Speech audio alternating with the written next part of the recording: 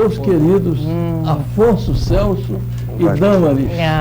Soriano, sempre bom. Voltando a casa, né? Obrigado eu já vim aqui. Vocês aqui que Obrigada. o nosso convite aqui. Olha, eu vou começar pelos vídeos que eu já vi de vocês, pequenos spots em torno de 4 minutos e os temas que vocês abordam. Eu vou começar primeiro com a Damaris, a nossa dama. Damaris, não Damares. Damaris, não confundam. Muito bem. Tem grandes diferenças.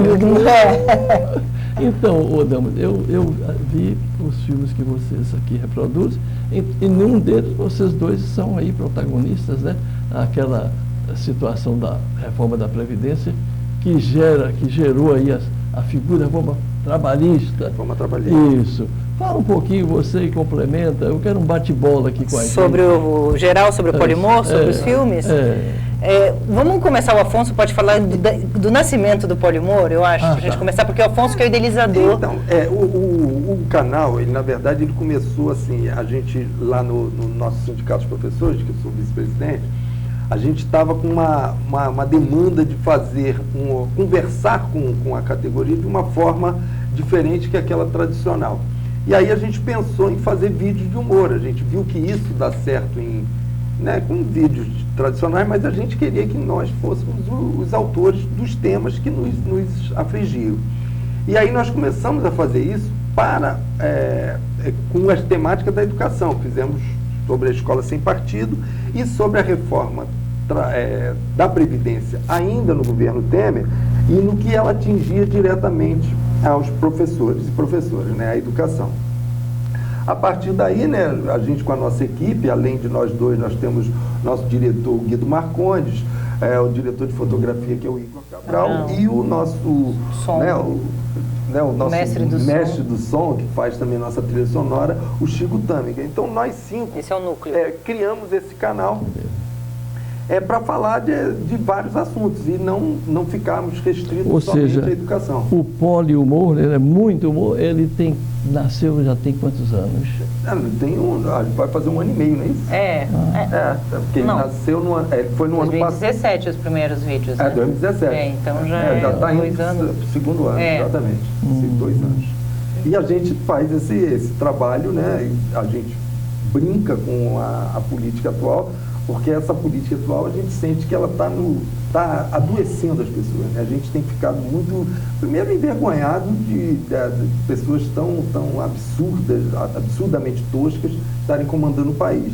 Então a gente tem essa reação e toda essa violência que essa nova política que assumiu o poder em diversas esferas tem nos assolado. Então a gente entendeu que uma forma da gente também fazer essa reação é fazer um vídeo de humor, satirizando toda essa gente. Mostrando o ridículo. Mostrando o ridículo dessa gente.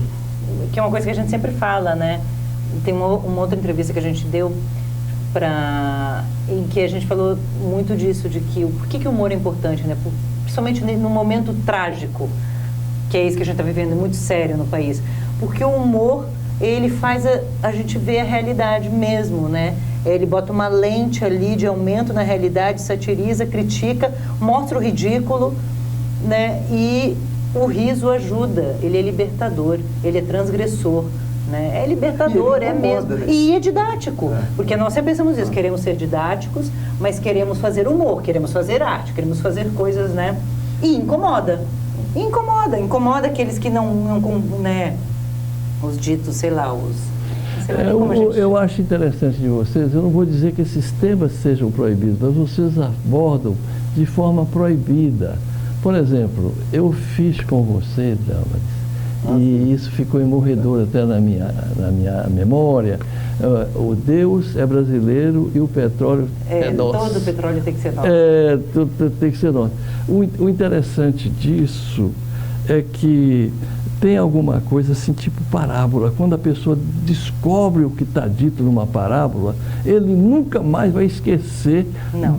Depois que ele traduz aí para o inconsciente, né? Então, eu acho que o teatro, o cinema, não é, Afonso? Ele grava também. Sim. Olha, o ensinamento grava ali uma memória mesmo. E você especificamente também, eu assisti peças suas ali por exemplo, no Maitá,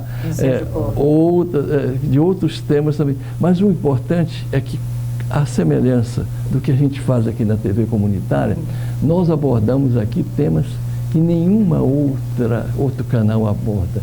Temas proibidos, como a gente defender contra a privatização, né, que é entrega, defender contra a deforma da Previdência e a deforma trabalhista. Esse vídeo recente.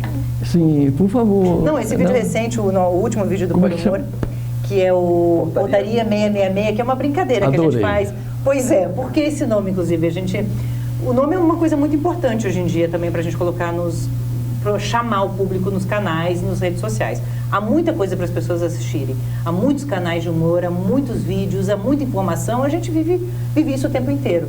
E o nome é uma coisa importante. E aí, hoje a gente gravou esse Portaria 666 na época em que o Moro soltou Portaria 666 falando da extradição dos estrangeiros, bem quando o Glenn Greenwald estava botando a Vaza Jato, né? A gente viu que aquilo foi, obviamente, um aviso para o Glenn. E aí eu falei para o Afonso, a gente falou, vamos botar... O Afonso já tinha dito, o nome do vídeo vai ser Portaria, porque a gente está tratando da portaria de um prédio, que ele já vai contar também da onde surgiu a ideia desse roteiro. E eu disse assim, vamos botar o 666, porque isso é do capeta mesmo, essa reforma trabalhista é do capeta. Ela é do capeta. É do capitalismo? É do capitalismo, exatamente. Ela é hiper cruel, porque vai mostrando a perversidade dessa reforma, né? Que já se passou 2 anos, nada, não melhorou a vida do trabalhador, pelo contrário, não gerou mais emprego, como eles diziam. Nem perspectiva de mudança. E nem perspectiva de mudança. Esse vídeo, ele partiu de um fato real, né? Isso é importante. Uma coisa que aconteceu, um prédio de um amigo meu, em que os porteiros foram todos demitidos e recontratados como microempresários, como MEI. Isso, inclusive, que é proibido pela própria reforma trabalhista, porque ele teria que ficar numa quarentena de 6 meses. Mas eles fizeram isso e assim, os porteiros, né, inocentemente, achando que eles iam ganhar mais, porque não ia ter os descontos habitual daquele que é CLT, e aí eles viram que se eles ficarem doentes, eles são substituídos, eles não têm mais 13º, eles não têm férias. Então, quando eles perceberam que isso ia ser ruim, a coisa já tinha acontecido. E aí um pouco disso que a gente coloca, né, nesse vídeo, né? Ele se afasta do trabalho porque está doente, e aí quando ele volta já tem uma outra empresa no lugar dele. Ele acha que ele é uma empresa, que ele mudou de status, porque ele deixou de ser um empregado Severino para ser empresa Severino, e ele viu que isso só foi ruim para ele, e não foi nada bom, como inclusive os meios de comunicação vivem propagando aí, né, que a independência, você tem que ser empreendedor, o empreendedorismo. Isso é uma coisa muito ruim.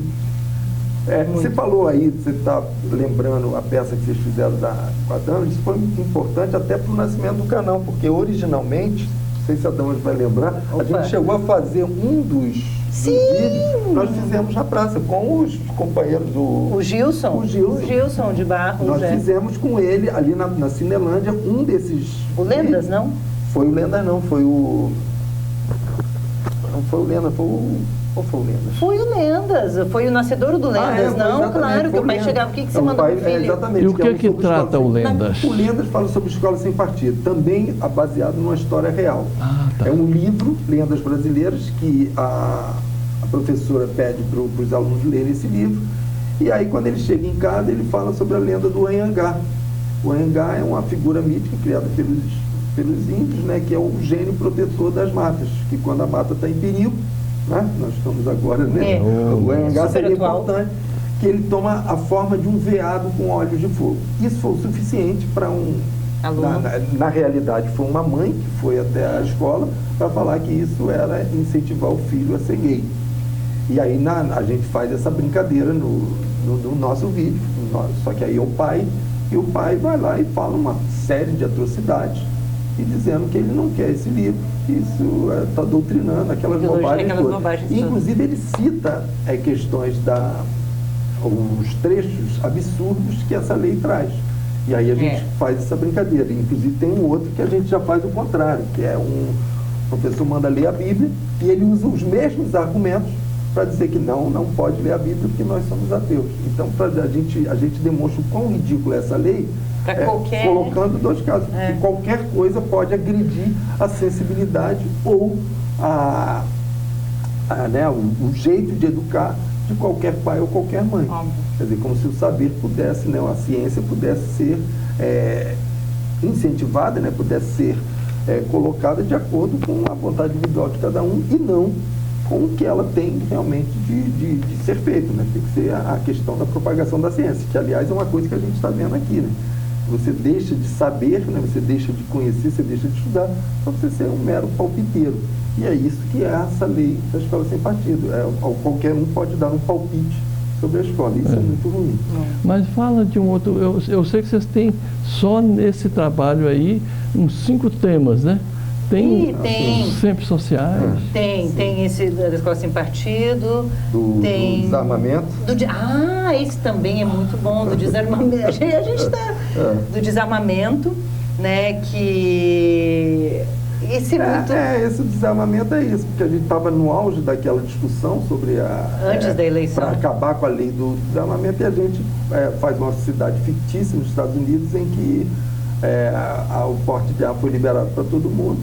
E aí está todo mundo muito feliz. Achando que está dando os resultados. E que, na verdade, acontece é que eles matam a juventude toda. Então, a juventude está toda morta dentro da escola. E eles estão lá dizendo que não tem mais balbúrdia, não tem baderna. Os jovens não saem mais da escola, não saem porque está todo mundo morto lá dentro. E aí a gente faz essa brincadeira para dizer também esse absurdo que é essa questão de você quer impor pela força. Né? As pessoas estão perdendo a capacidade de dialogar, e essa questão da liberação das armas, e aí cria aquelas aberrações que a gente tem nos Estados Unidos. E foi antes das eleições que a gente fez isso ainda, né? Já como um alerta, né? Fizemos um também sobre a absurda condenação do presidente Lula. Mas me permite, vocês falaram um tema que eu não posso deixar de evocar aqui, um pensador, um defensor de direitos políticos e defensor de perseguidos políticos na época da ditadura, que é Modesto Silveira. Ele dizia assim, que ele advogado, estudou também muito latim. Ele diz, a frase mais absurda que esses belicistas usam é vis pacem para bello. Significa, se você visa, vis pacem, né? A paz, prepara-se para a guerra. Aí ele disse, não, está errado. É isso que é a tristeza, a tragédia humana. Vis pacem, vis pacem. Se você quer a paz, prepara-se para viver em paz e não guerra. Claro. Então, Modesto Silveira, me permite ilustrar. Mas é isso, a gente fez também essa questão que eu estava falando antes, sobre a questão do aceleramento do processo do presidente Lula. A gente também faz uma brincadeira com aquele juiz lá que leu 6.000 páginas e produziu 400 em um período tão curto. A gente faz uma brincadeira que é um casal em que o marido está escrevendo, né, tá lendo um monte de livro, enquanto ela vai fazer o café e volta, ele diz que já leu aquilo tudo e já produziu uma crítica sobre aquilo tudo, e que ele bateu o recorde do juiz Gebran, e ele pede a ela que o inscreva no Guinness, que ele ganhou do juiz Gebran, que foi aquele que fez aquela sentença recorte e cole que todos nós sabemos hoje, né? Não, e quanta hipocrisia, ele deixou para trás centenas e centenas de processos que estavam na frente. Inclusive do Boate Kiss, né? Inclusive daquele incêndio da Boate Kiss, que matou 250, né? Acho que 250 jovens. Então, aí a gente é uma canalice esse material que a gente faz essa. A gente gostaria até de ter uma produção maior, mas assim, aí como a gente faz muito no amor, né?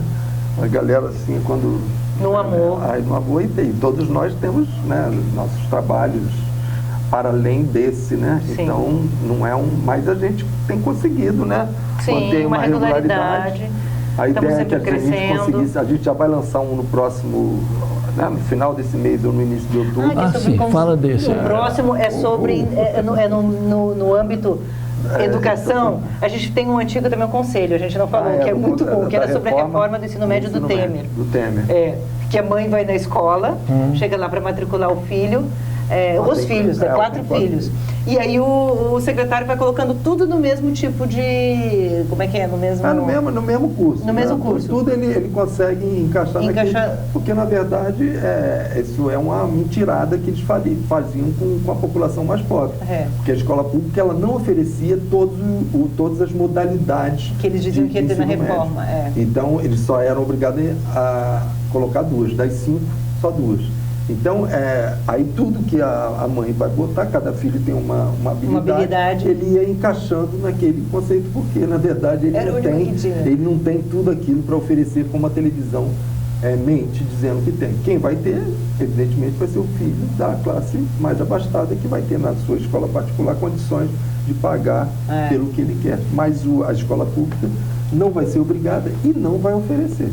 Principalmente em determinadas disciplinas, como na área de humanas e na questão artística. E aí a mãe fica assim, primeiro ela fala, o primeiro filho, ele tem habilidade com eletricidade, aí ele, análise físico-química, acho que tem a ver. Aí segundo ela já fala que a menina que é muito boa, cuida muito bem dos idosos, é boa no tratamento de remédios, e ele, análise físico-química, ela já acha estranho, não mesmo? Tudo bem. Aí o terceiro é o intelectual, gosta de ler, gosta de história, e ele coloca no mesmo, ela, mas espera aí, tudo vai botando aí. No quarto é artista, ela diz, não, o artista não pode colocar na análise técnico-físico-química porque é outra, né? Aí ele diz, não, mas não tem. Ela, então a propaganda me enganou. E esse último agora é sobre uma questão que vai bater a nossa porta agora, que é o sistema de voucher para acabar com a educação pública e alimentar as escolas particulares que hoje estão perdendo alunos. Como é que funciona o sistema de voucher? Você quer matricular o seu filho numa escola qualquer, o governo lhe dá um voucher. Ao invés de oferecer uma escola pública de qualidade, ele lhe dá um voucher para que você procure uma escola. E essas escolas não serão essas escolas, as grandes escolas, que são aquelas que dão ensino de qualidade. Serão escolas particulares que pagam hoje um piso salarial que é baixíssimo hoje na rede privada, em 80% das escolas. Então, você também do Simpro, como é que está a situação hoje? Qual é esse piso salarial hoje do professor? Então, hoje a gente tem, de educação infantil ao 5º ano, o antigo primário, a gente tem em torno de R$16 hora aula. E para o ensino médio do 6º ano, o antigo ginásio, até o ensino médio, de R$20. Isso você tem, 80% das escolas no Rio de Janeiro pagam esse piso, ou seja, menos do que um professor da rede pública. Então, evidentemente que esse profissional... Quer dizer que a pessoa ganha R$20 a hora aula para ficar muitas vezes em pé, tem que preparar essa hora, tem que gastar. E isso é outra coisa que você tem que entender. E ainda tem que ter tempo para corrigir as provas. A escola particular, ela só te paga para você entrar na sala de aula, ela não te paga para você planejar, para você corrigir fora. Pesquisar, ir a seminários. Para você estar estudando, para você ser nada. Aí por isso que eu fiz o livro que eu te falei, o Mantra. Ele conta a história de um professor, o meu primeiro livro. Aí eu fiz um relato meu, tenho 30 anos de magistério. Então, um professor que ele trabalha de manhã na escola particular, à tarde na escola municipal e à noite na escola estadual. E essa carga horária desumana, de 7 da manhã até 10 da noite, só dando aula, fora o que tem que fazer fora da sala de aula em casa, levou esse professor a um adoecimento. E isso é uma coisa que acontece muito, Soriano. Hoje a gente tem grande número de professores se afastando por problemas de cabeça. Sim.